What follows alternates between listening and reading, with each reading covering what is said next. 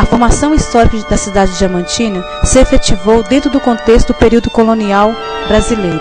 Segundo Lima Júnior, as terras diamantinenses tiveram um povoamento rápido, em função da descoberta de reservas auríferas, e posteriormente, no início do século XVIII, foi descoberta riquíssimas jazidas de pedras preciosas, dentre elas o diamante.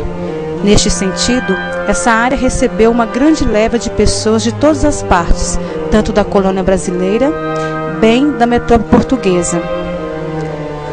Tamanha era a multidão que se migrava para as terras diamantinenses, que a postura adotada pela coroa portuguesa foi de proibir a vinda de imigrantes, tanto de portugueses como dos colonos. Este fator foi propiciado graças ao intenso comércio do qual essa região se tornara o centro da economia colonial. A sociedade diamantinense se caracterizou por ser uma área de grande dinamismo e de certa mobilidade social, apesar de que nesse contexto colonial havia certo ideal social estritamente ligado às questões da honra e da valentia, ideologia e formas de pensar que eram voltadas para a mentalidade vinda da tradição barroca. Em geral, a população diamantinense era constituída em sua maioria por grande número de negros escravizados. Além desses, a sociedade também era composta por mulheres libertas, que em sua maioria eram brancas de origem portuguesa, além, é claro, dos indígenas, que também foram amplamente utilizados no sistema escravista brasileiro. Neste aspecto, tiveram um papel preponderante as irmandades religiosas, que se constituíram como organizações que objetivaram a inserção social desses sujeitos mestiços. Em geral, o Arraial do Tijuco se formou a partir de pequenos núcleos ao redor das lavras de diamantes e do garimpo do ouro. No início, se formaram apenas 3 núcleos: o Arraial do Rio Grande, o Arraial de Cima e o Arraial de Baixo. Mais tarde, se formou o Arraial dos Forros. Os 4 arraiais permaneceram isolados até que o crescimento da cidade e a chegada cada vez maior de autoridades do governo colonial começaram a surgir caminhos ligando os arraiais. Neste sentido, por volta do século XVIII, estava configurado o núcleo histórico da cidade de Diamantina. A Casa da Glória, ou Passadiço, é um dos pontos mais importantes no que concerne à atração histórica e turística da cidade de Diamantina. Seu início foi em 1750 para alojar freiras que ficavam reclusas todo o tempo e sem nenhum contato com o externo, em uma casa do lado direito de quem sobe a rua. Francisca da Silva foi escrava do sargento-mor Manuel Pires Sardinha. O sargento-mor era responsável por 2 grupos de 20 arqueiros cada um. Francisca da Silva era filha do relacionamento extraconjugal do português Antônio Caetano de Sá e da escrava baiana Maria da Costa. No ano de 1720, nasce João Fernandes, seu futuro marido. A vida de Chica da Silva pode ser comparada a de qualquer conto de fadas europeu, como a história da gata borralheira, por exemplo. Só que no caso de Francisca da Silva foi real, aconteceu de verdade, ainda que sua história tenha inspirado livros e filmes. Em 1753, João Fernandes chega ao Arraial do Tijuco. Negra, escrava, semi-analfabeta, tinha tudo para, na sua época, ter vivido no mais completo anonimato. Conheceu o contratador de diamantes, o rico comendador João Fernandes de Oliveira, lá mesmo onde nasceu no Arraial do Tijuco, atual cidade de Diamantina, em Minas Gerais. Alguns a descrevem linda e sensual, e com essa sensualidade teria conseguido tudo o que queria do comendador. Outros a descrevem como feia e sem atributos físicos, porém inteligente e ardilosa.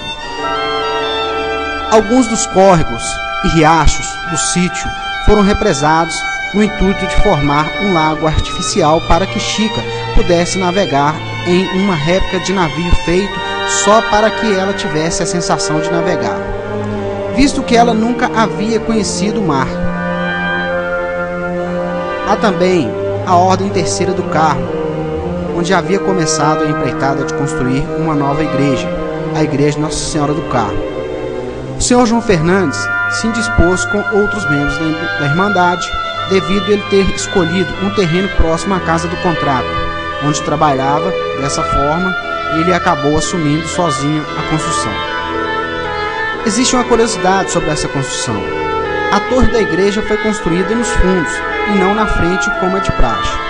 Uns dizem que era uma tentativa de burlar uma lei que proibia os negros de passarem além da torre da igreja ao entrarem para assistir às missas.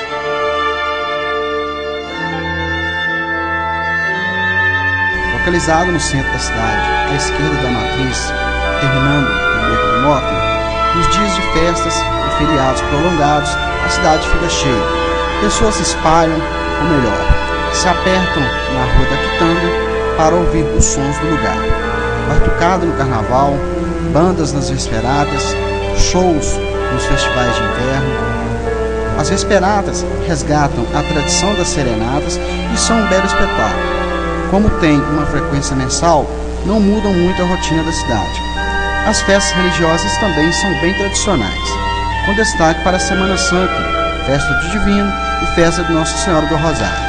A construção da Igreja de Nossa Senhora do Rosário se concluiu em 1731, sendo um dos templos mais antigos de Diamantina. Entretanto, boa parte da obra original foi modificada pela Irmandade de Nossa Senhora do Rosário dos Pretos. A igreja ostenta uma bela fachada frontal em rococó. Na praça, em frente, está o chafariz do Rosário e a gameleira, que brotou dentro do cruzeiro e o enlaçou. A árvore envolveu e suspendeu a cruz. A festa do Rosário acontece na primeira semana de outubro e é uma das principais manifestações culturais que ocorrem neste templo. Mercado Velho Diamantina. Construído em 1835 por Joaquim Cassimiro Lages, servia como pátio de descarregamento e venda de mercadorias entre os comerciantes que passavam pela cidade. Os tropeiros amarravam seus cavalos na madeira localizada no pátio externo do mercado, com exceção da fachada lateral esquerda, que é fechada e construída em alvenaria. Todo o restante do prédio foi feito em madeira aberta nas laterais. A Igreja de São Francisco de Assis é uma construção que teve seu início em 1766, sendo concluída em 1772. Foi uma igreja construída pela Ordem Terceira de São Francisco. Os membros dessa ordem assumiram integralmente as despesas com as obras através de um termo datado de 14 de fevereiro de 1766. A celebração de atos religiosos foi autorizada já em 1772, quando sua construção estava praticamente concluída. A igreja apresenta nave, capela-mor, sacristias laterais e uma sala lateral no alinhamento da torre que dá acesso ao púlpito. A tradição da vesperata vem do século XVIII, como contribuição das irmandades, no sentido de se ter o reconhecimento e a manutenção da música como ofício consolidado e seguro para o músico setecentista na capitania das Minas Gerais. Este processo foi similar no Arraial do Tijuco.